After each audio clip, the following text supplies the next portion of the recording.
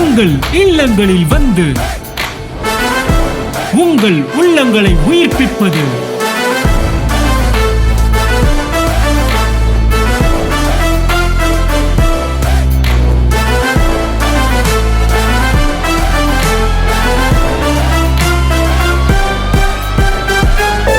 உங்கள் channel DJ.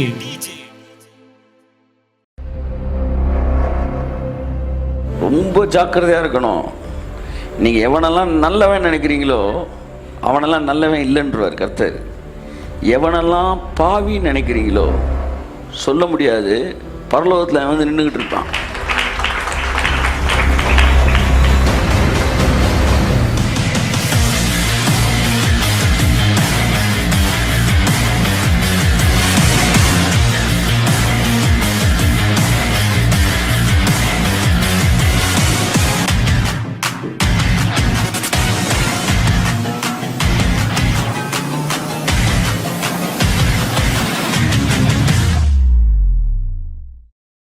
புதிய ஏற்பாடு சேரிட்டி ஒர்க்கு ரொம்ப வந்து என்ன செய்யுது, ஃபோக்கஸ் பண்ணுது.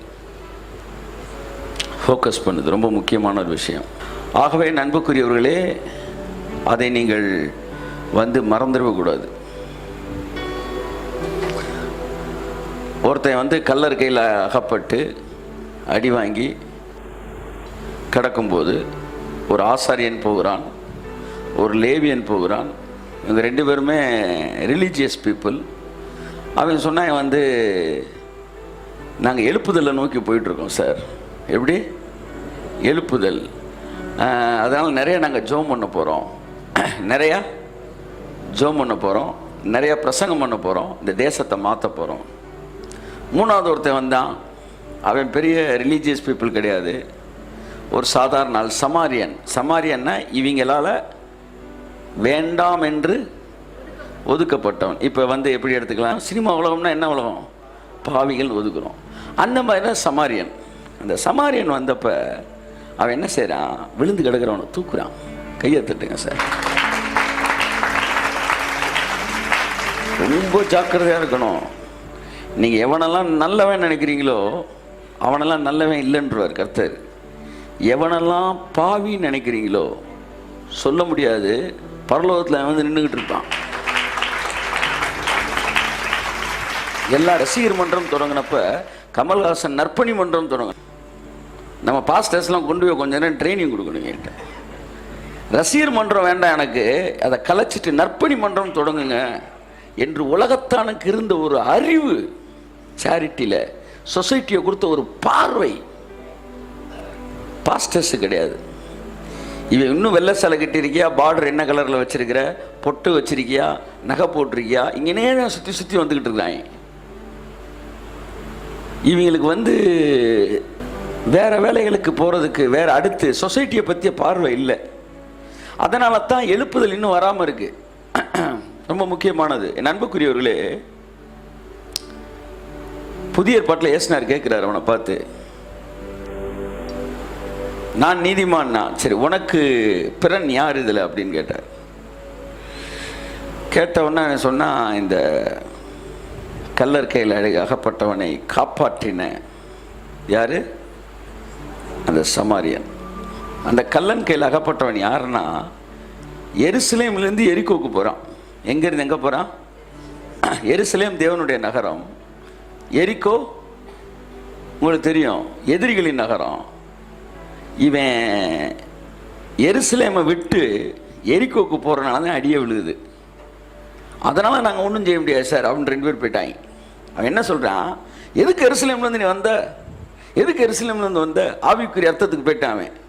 So we can't do anything அப்படின்ட்டான். ஆனால் இவன் என்ன சொல்கிறான், எருசலேம்லேருந்து இப்போ வந்தால் என்னையா கையை தட்டுங்க, சரி வந்தாதான் என்ன, தப்பு பண்ணாதான் என்ன, அவனை மன்னிக்க கூடாதா, அவனுக்கு கடவுள் இல்லையா, அவனுக்கு உதவக்கூடாதா என்று சொல்லி இறங்கி அவனை வந்து காயங்களை கழுவி திராட்சை ரசம் வார்த்து அவனை தன்னுடைய சொந்த வாகனத்தில் ஏற்றி. நீங்கள் ரோட்டில் ஒருத்தன் அடிபட்டு கிடந்து ரத்தத்தோடு கிடந்தா நீங்கள் காரில் போனீங்கன்னா நிப்பாட்டி அவனை ஏற்றுவீங்களா? ஏற்றணும். ஒரு முறை நான் போய் கொண்டிருந்த போது அந்த ரோட்டில் யாருமே இல்லை. இந்த பக்கம் ஒருத்தர் ஒரு குழந்தைய கையில் தூக்கிட்டு வந்துக்கிட்டு இருந்தாப்புல. எனக்கு முன்னாடி தான் போயிட்டுருக்கேன். திடீர்னு அப்படியே தள்ளாட ஆரம்பிச்சிட்டேன். என்னென்னு பார்த்தா டம்முன்னு குழந்தைய போட்டு அவனுக்கு ஃபிட்ஸ் வந்துருச்சு, வலிப்பு வந்துருச்சு.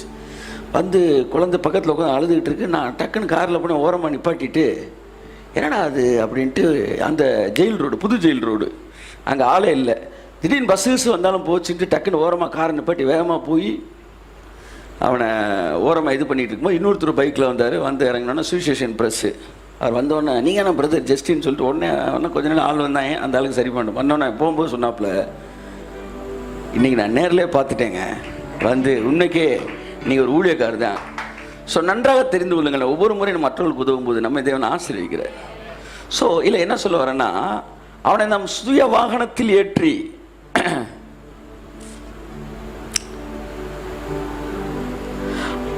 அவனை கொண்டு போய் ஒரு சத்திரத்தில் சேர்த்து, அதுக்கப்புறம் என்ன செய்யறான், 2 காசு அவனுக்கு கொடுத்து, இன்னைக்கு கணக்குப்படி 2000 ரூபீஸோ 20,000 ரூபீஸோ கொடுத்து இவனுக்கு தேவையானதெல்லாம் செலவு செய்.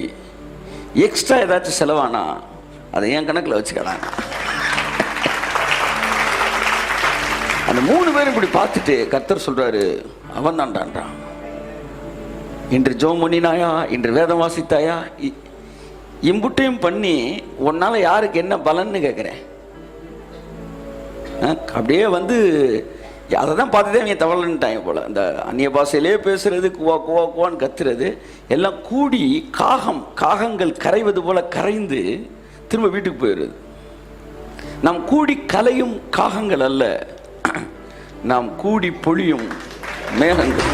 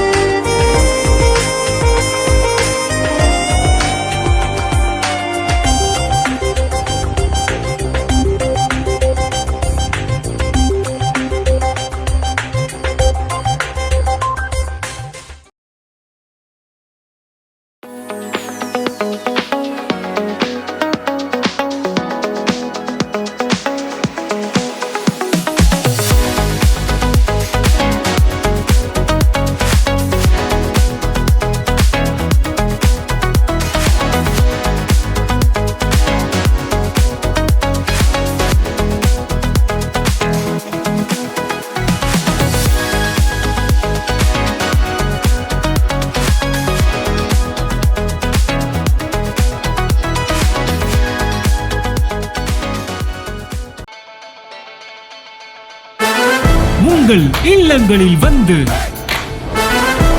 உங்கள் உள்ளங்களை உயிர்ப்பிப்பது